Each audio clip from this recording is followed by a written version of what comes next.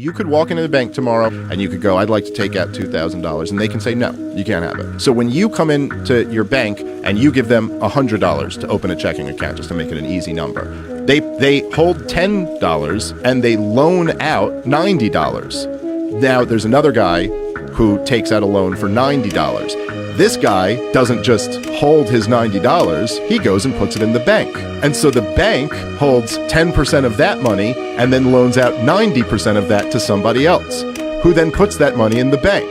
And then they take 10% of, so when you actually look at the effect of it, there's like not nearly as much money in the bank as we all think we have. So essentially, if everybody came into the bank, or even just too many people came into the bank and said, we'd like to withdraw our money, there's nowhere near enough money for them to give you. So inherently, the whole thing is kind of a house of cards. Did you know if you mix 1 cup of water with 1 tablespoon of lemon juice, 1 tablespoon of honey, a half a tablespoon of ground ginger, 1/4 tablespoon of cloves, then give it a good mix until it looks like this? Boom! This is what I call a cold potion. Drink a shot of this a few times a day and say goodbye to being sick in no time. Avoid these 3 drinks because they can increase your risk of Alzheimer's disease. Drink number 3, a lot of healthy people drink, but it's really not good for their brain. If you're new to my channel, hi, my name is Robert Love. I'm a neuroscientist and I specialize in helping people prevent Alzheimer's disease with science. Drink number 1, people think this is a healthy substitution, but it's really, really bad. It is diet soda. Why is diet soda so bad for you? So most diet soda is sweetened with something called aspartame. Aspartame is not good for your gut bacteria, and aspartame is associated with a lot of negative side effects, including cancer in animals. Why is this so bad for your brain? Well, the research shows that consuming aspartame, specifically diet soda, is associated with an increased risk of type 2 diabetes. And type 2 diabetes is very harmful for the brain. You've probably heard Alzheimer's disease called type 3 diabetes. So anything that increases your risk of diabetes increases the risk of Alzheimer's disease, and diet soda can definitely do that. Number 2, this one, there's been a lot of debate about this. It is alcohol. Why is alcohol bad for your brain, and how does this increase the risk of Alzheimer's disease? Number 1, it's bad for your gut bacteria. What's bad for your gut bacteria is bad for your brain. Number 2, it is harmful to the liver.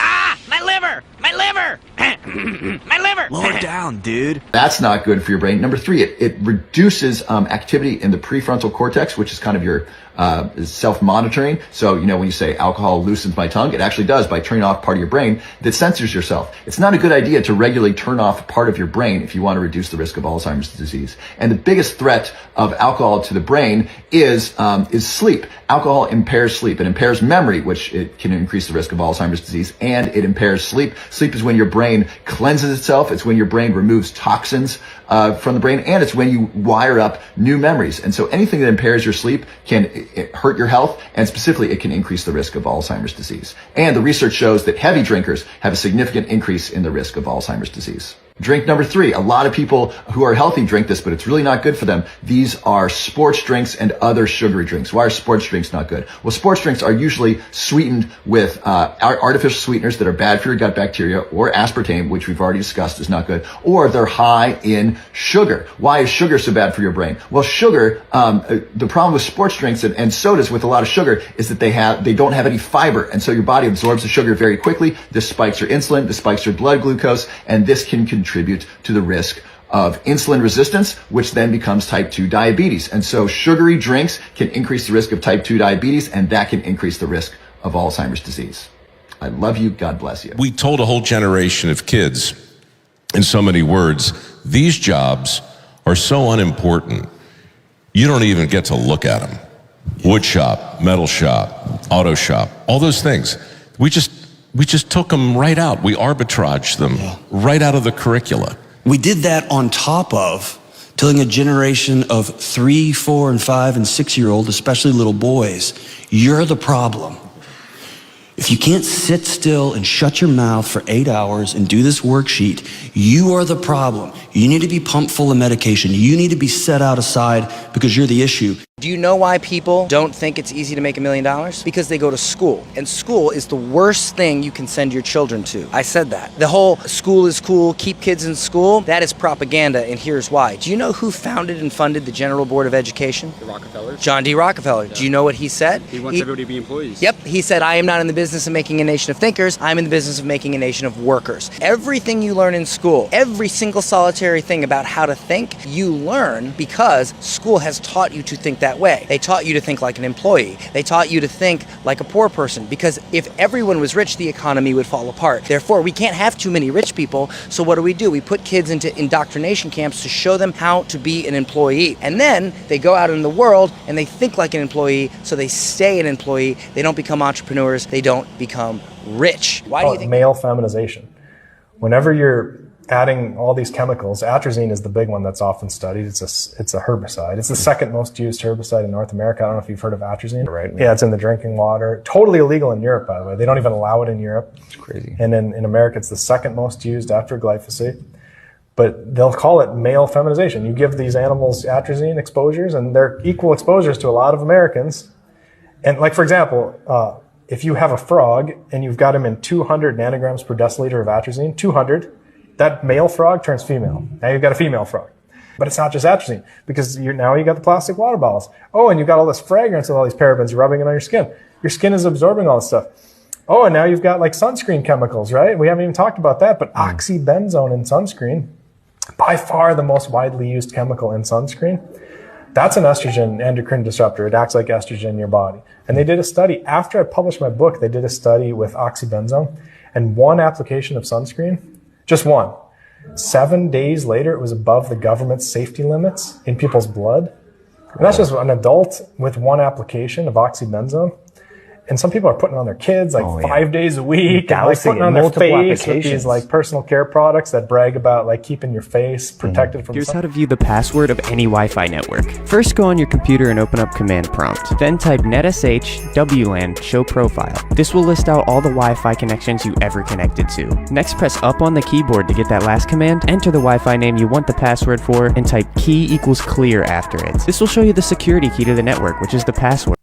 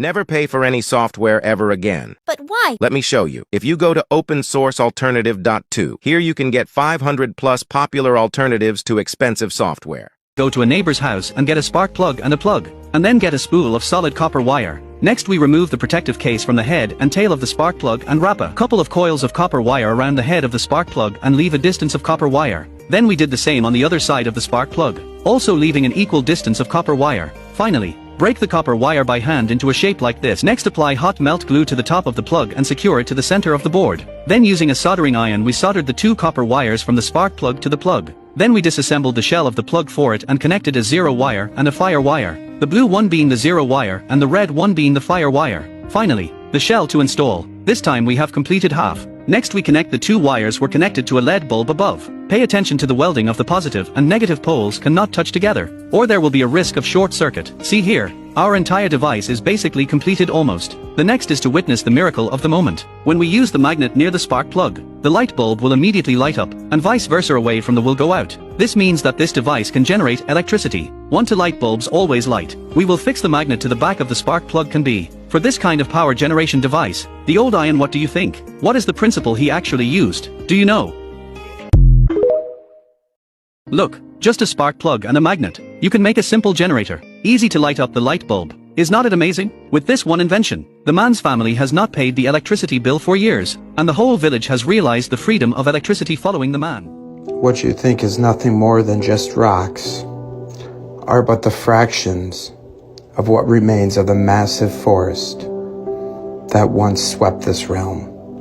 There was far more oxygen back then, and these were the trees that helped produce it.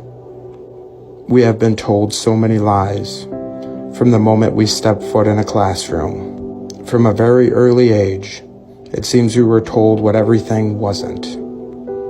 And with that, it's quite easy to hide things in plain sight.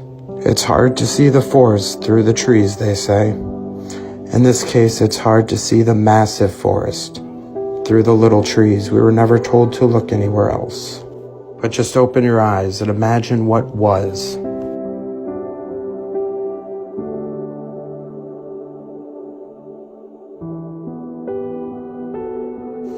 It is no coincidence.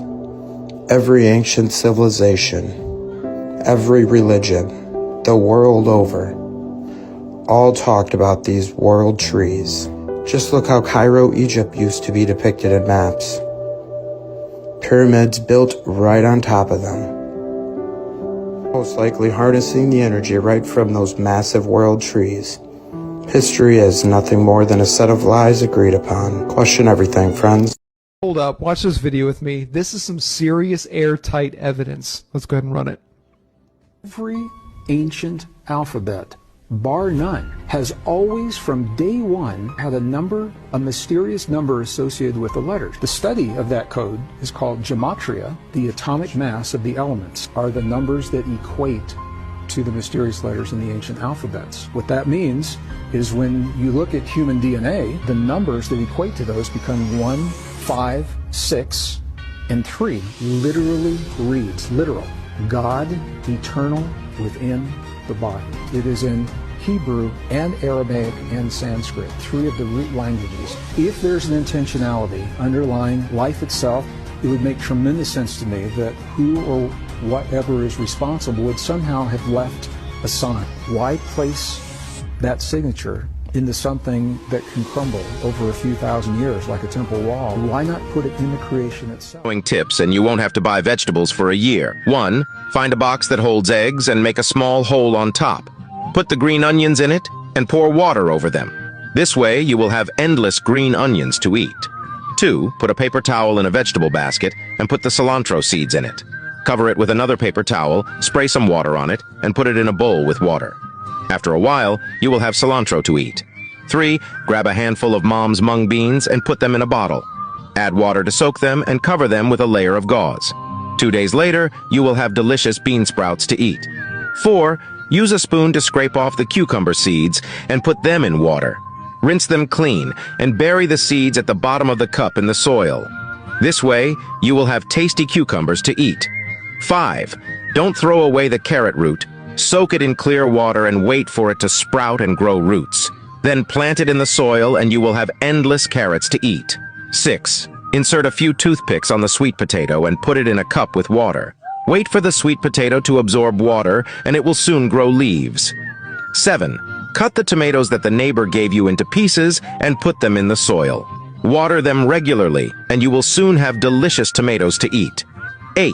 Find a bottle and drill holes in it. Fill it with soil and insert the garlic into the bottle holes. Pour some water from the bottle mouth and wait for a while. You will have endless garlic sprouts to eat. You go to the eye doctor, they give you glasses, you put them over your eyes, you go back to the eye doctor again, the doctor says, well, your prescription's a little worse, we should give you thicker ones.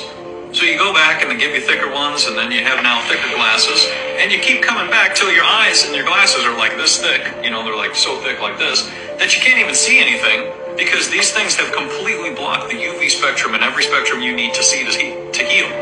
And you're not using them anymore because you got glasses to do the work for you.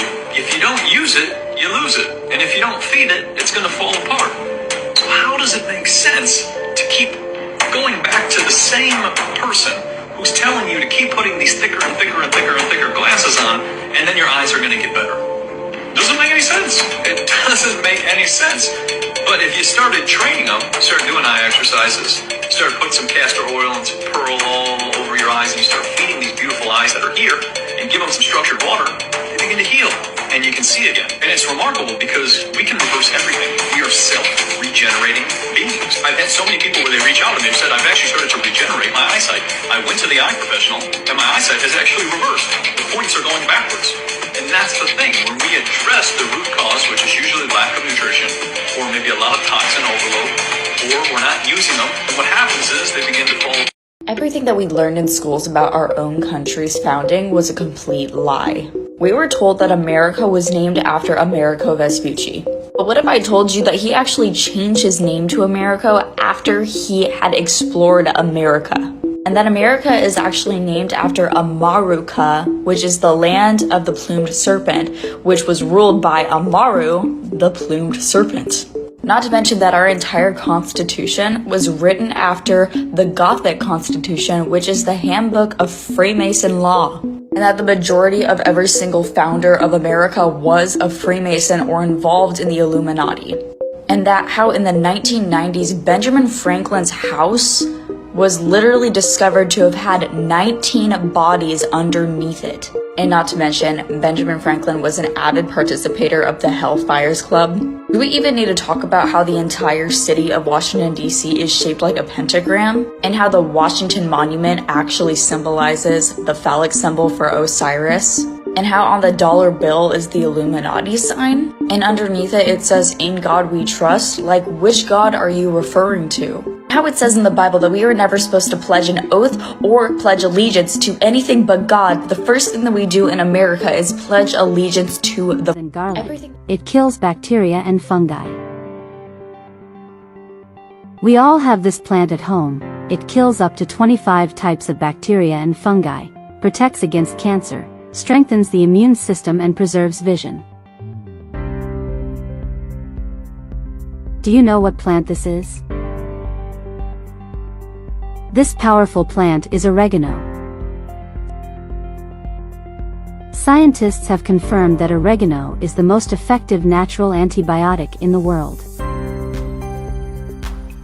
Oregano is an antioxidant, 337 times stronger than green tea, 130 times stronger than lemon and 30 times stronger than garlic. To prepare our recipe, we will only need a tablespoon of oregano and a lemon. Place a tablespoon of oregano in a jar and add 200 milliliters of warm water. This tea is used for respiratory problems such as coughs and bronchitis, urinary tract infection, digestive system disorders, and has been scientifically proven to kill the. Now let it sit in melt for 5 to 10 minutes. Meanwhile, cut the lemon into slices with the peel on. Lemon protects against viruses, fungi, and bacteria. It also helps with psoriasis, eczema dermatitis, slows down the aging process, helps with excessive sweating and bad breath, as well as inflammation of muscles, tendons, and joints, as well as preventing infections and much more. Now add the lemon slices to the oregano tea and let it rest for another 5 minutes. After this time, we will strain our tea. This tea is incredible for eliminating respiratory problems, coughs and bronchitis, urinary tract infections, digestive problems, as well as eliminating candida. If you feel necessary, you can strain your tea more than once. I also like to add a few more slices of lemon to the tea to make it more refreshing. You can drink this tea within 8 hours after it is ready so as not to lose its medicinal properties. It can be consumed at your preferred time. This drink has proven to be excellent in preventing viral diseases to strengthen the immune system and prevent premature aging. I'm sure you'll love this recipe today. This is not CGI, and China has just created the most terrifying war weapon that we do not have protection from. A physicist named Chu just announced during a terrifying presentation that an invisibility cloak is now a real thing, with experts saying that they plan on not only having this being used on people, but weapons, with the next generation of combat aircrafts going under trial with this technology. Not only can it hide any object and person behind it, it is also believed to be able to hide a person through heat sensing cameras. With a lot of high security areas using heat sensors, this could be a real threat, allowing anyone to get past the nation's highest security. At the presentation, Chu had 2 workers hold a panel in front of him, and when they rotated the panel, Chu turned completely invisible, with Chu stating a haunting phrase, "Science fiction has now become real." The panel uses light bending technology to hide the person directly behind it, revealing just the background. Named quantum stealth, many fear it going into the wrong hands and into those who may do terrible things with it. And with even the people who created it not having a solution on how to combat this, it could be very dangerous. This is not the Stonehenge you thought you knew.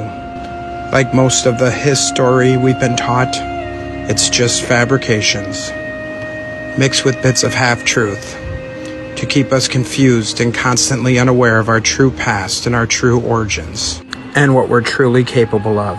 For a people suppressed and unaware of their true past are all that much easier to control. They tell us it was just a renovation project, but let's see what the grounds look like before construction.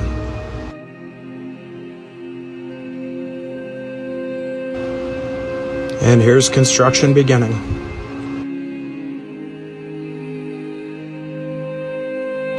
Another fabrication of history. Napoleon said it best. History is nothing more than a set of lies agreed upon. And it's a set of lies they agreed upon. Question everything, friends. Until next time. Have wide metastasis, small cell lung cancer, you're literally a goner. The 0% chance of survival and 3 to 6 months life expectancy, and I was basically told to go home, get my affairs in order, and think about hospice. And the next day, I got a call from a large animal veterinarian in western Oklahoma, who's a college friend and family friend. And he told me this crazy story about a scientist at Merck on the veterinary side who has been doing cancer research on mice, and she had hundreds of mice that she'd implanted cancers in all their body parts, brain, stomach, liver, pancreas, etc. And her mouse population came down with intestinal parasites. And so she had no choice but to save her research. She gave all of her mice fenbendazole. If you went out to any zoo in the world, they bring in fenbendazole by the truckload, front-end loader, head-high piles in bays, because they give that drug to every single animal in the animal kingdom. And one of the oldest and safest drugs around, right? Yeah, it's been around for 40 years. So she did, and unfortunately, or fortunately for all of us, she also learned that she accidentally killed all the cancer. Well, that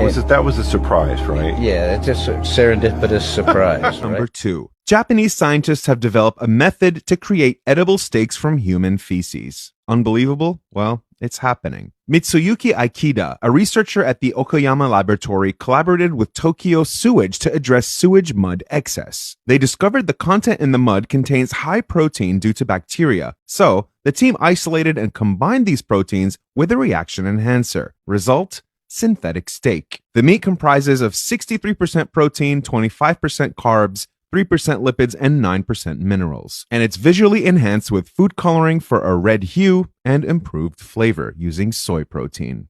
They just made meat from your number 2. All right, now hang on here, kids.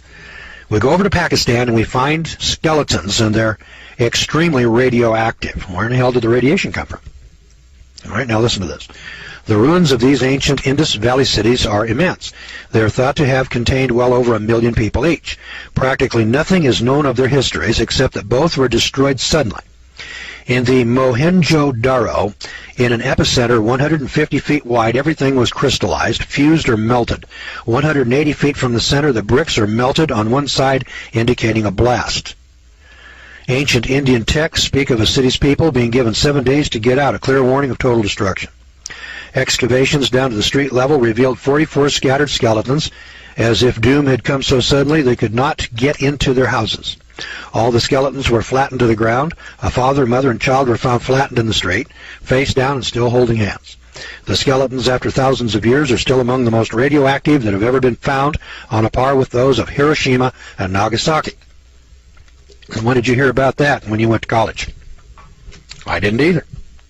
I didn't go to college, but you'd have thought that that should have been reported, you know, in National Geographic, or at Reader's Digest, or on the History Channel, or on Discovery. Now, once in a while, I can't find too much fault with History and Discovery. Once in a while, they'll put on one of these kinds of exposés, and then they just kind of back off and say, well, it's one of those unexplained mysteries they'll just have to look into in the future. And then they go on to something else. And then there's one, and then you'll hear another one, and then there's another one, and they're so disconnected that you can never connect the dots. You never put this together. I never heard about these radioactive skeletons. Hell, if they're radioactive, that tells you somebody had radioactivity there. When was that? Did that occur sometime after Hiroshima and Nagasaki? I never heard of any bombings going on in India, have you? Since World War II? All right, and so we're digging this out. Archaeologists are digging these out. Now, somebody should have reported this. And indeed, somebody did. And then somebody buried the report. These are ancient cities. They go back thousands of years. If mankind had nuclear weapons, nuclear technology thousands of years ago, then he was smarter thousands of years ago and got real dumb over a long period of time and is now just recovering from his terminal dumbs. That's what it tells you. Hell, that don't fit with evolution. So it's politically incorrect. And it's academically incorrect, and we're not going to report it. So we're going to bury it. We're going to hide it. Just like that 14-foot skeleton that used to be up there in Chicago. Disappeared. But there's more. Iraq. Melted ruins of a ziggurat structure not far from ancient Babylon appears as though fire had struck the tower and split it down to the very foundation. Brickwork was changed to a vitrified state, completely molten. The whole ruin is like a burnt mountain. Even large boulders found in the vicinity of the ruins have been vitrified. What power could have melted the bricks? Nothing but a monster thunderbolt or an atom bomb. Now here's something else. Did you know that when the first atomic bomb exploded in New Mexico, the desert sand turned to fused green glass? Listen, in Babylonia, in 1947, archaeologists on one site uncovered in succession a layer of agrarian culture, an older layer of herdsman culture, a still older layer of caveman culture, and then they reached another layer of fused green glass. Huh? Hey, I never heard that story. That means a long time ago someone had nuclear weapons. That means a long time ago they must have had advanced technology. Hey, boys and girls, before you invent nuclear weapons, you got to have some civilization to go along with it for organization, political stability, electricity, and turret lays with metallurgy. I mean, that's just the tip of the iceberg. There's a lot more that goes with it. And the more advanced the civilization becomes, you know, we didn't have computers back in 1900 with which to develop skyscrapers. First of all, we had to develop the skyscrapers and the building and engineering technology with slide rules. As time progressed, we got electricity. As time progressed, the electricity turned into machine tools. As machine tools developed, we turned into greater and greater technologies like plastics. Plastics then turned into microtechnologies. Then the microtechnologies turned into electronics technologies, and the electronics technologies turns into computer technologies, and so on. We work with what's called polymorphic metals. And these metals are designed such that they can change shape under certain influences like magnetic fields and gravitational fields and so forth. So we will take a design or a part of a ship or even an entire hull of a ship, We will take that AI, we will instruct it, this is the shape of the ship that we want, take the polymorphic material, put it into a specific magnetic field and gravitational field, and it makes a particular template of that ship. So then that hull becomes a single piece. Now, up to that point, it is transmutable, and after we give the instruction, then that polymorphic material retains its shape. Now, ships are self-healing. That means that if it takes a hit or it's damaged in some form, it will heal itself. It has a memory. And the AI that controls the ship, that AI then instructs the ship, return to this, do that. So they can heal themselves and return to normality very quickly. So we'll get this and we'll turn the throttle up all the way here. Yeah, that's good. 900. Yeah, it's pretty hot. We have the gun. We have the gun out there. We can check energy. Oh, here we go. Oh my gosh. Like, who figured this out? The ingenuity of the turn of the century, 100 plus years. Oh, just that's what it was right there. Look at that. And it's like a sewing machine. Oh, just wait, man. Let me help you out. Yeah, thanks, Tiffany. If you like this, we'd love to live stream. We have little things you can throw in, little pulleys. We need to come together and do one thing: stop participating. And when we do that, the game is over. When we literally say Monday morning, we're not going to go to work. Imagine if 30 million people didn't go to work Monday. Imagine if 30 million people didn't buy gas on Monday. Imagine if 30 million people went to the bank on Monday and said, I want to withdraw all my money. They can't even give it to all 30 million because only 15% of the cash is available on hand at any given time. The rest is fake zeros and ones. That would collapse the banking system in one day. You see the power in that? You have the power. Well, we all have the power, but what's keeping us back from doing this? Fear.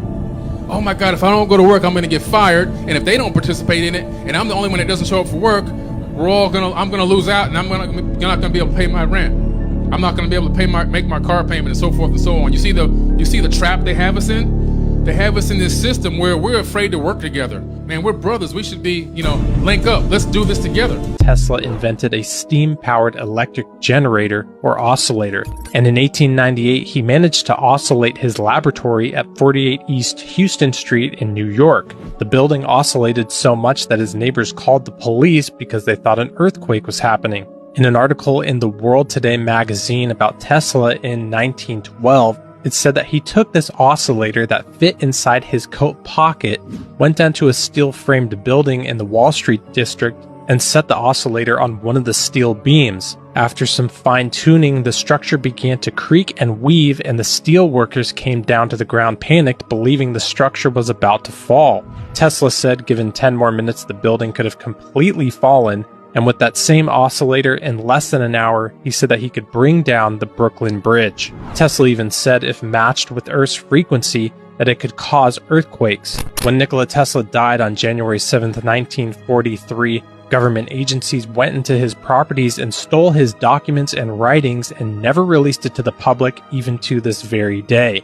It makes one wonder when we see these earthquakes go on all around the world, are these all due to natural causes? Or are some of them caused by technology, such as Nikola Tesla's steam-powered oscillator? Maybe we are getting ready for war. Maybe we are. Maybe war is a-coming. Busiest railroad lines in North America, and I have never seen this many military vehicles. This entire train is military vehicles. We got everything from Humvees, and down later on this train looks like some sort of Bradley assault vehicles potentially, or even tanks. It actually goes beyond where I have road access, but goes for a long ways. Even got huge guns, got all kinds of fun stuff on here. It just keeps going and going and going. Looks like they're pretty decked out, if you ask me. And this just keeps going. And going. And going. When I turn this corner here, you'll be able to see some of the more heavily armored vehicles right here. And that's not the end of it, folks. And I don't know where to start. Advice, please. So you have a ton of change in front of you and you don't know where to start. If I had all this in front of me, here's the top 3 things I would look for to really get started. Save this. Everything I'm about to tell you can be found in pocket change. First, look for these 3 date pennies: 1999, 1998, and 2000. For all 3 of those years, just look at the back of them. And just look at the reverse and see if there's a big space between the A and the M, just like this. If it has that, 1998's around $25, 2000's around $20, and 1999 is the most valuable. Those go for like $50 to $100. And while you're at it, grab the 1992s and 1992 Denvers. Those have the opposite error. You want the AM to be touching just like that. 1992 is a couple $100. 1992 Denver is worth over $1,000. Then grab your quarters and see if there's any with a W mint mark. Those are only from 2019 and 2020, but they're all worth at least $15 to $20 a piece, even circulated. And finally, get your quarters, dimes, and half dollars. Anything 1964 and older is 90% silver. And for half dollars, anything from 1965 through 1970 is 40% silver. I hope that helps. Hit that like and follow. I have a...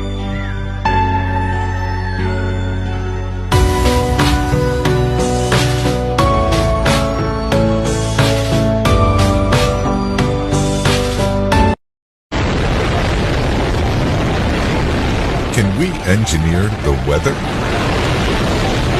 Cloud seeding is a form of weather modification that can produce what we want more or less of. More rain or snow, or even smaller hail pellets. China is building the world's largest weather modification system to artificially enhance rain that will cover an area of over 2.1 million square miles by 2025. Today, at least 52 countries across the globe are using some sort of weather modification program. Natural flavors come from nature, but not necessarily from what the label implies. They extract its flavor molecules from the fruit on the tree. Then back in the lab, they mimic Mother Nature's molecules with chemicals. So what we do is just manipulate them and create with them and give the impression of, papaya. These are super sniffers, super tasters. They are plotting how to move the flavors they find in this grove to your supermarket shelf and then on to your stomach. In our fruit flavors, we're talking about we want, a burst in the beginning and maybe a finish that doesn't linger too much so that you want more of it. And you don't want a long linger because you're not going to eat more of it if it lingers. But that suggests something else. Exactly. Which is called addiction. Exactly. You're trying to create an addictive taste. It's a good word. Or something that they want to go back for again and again.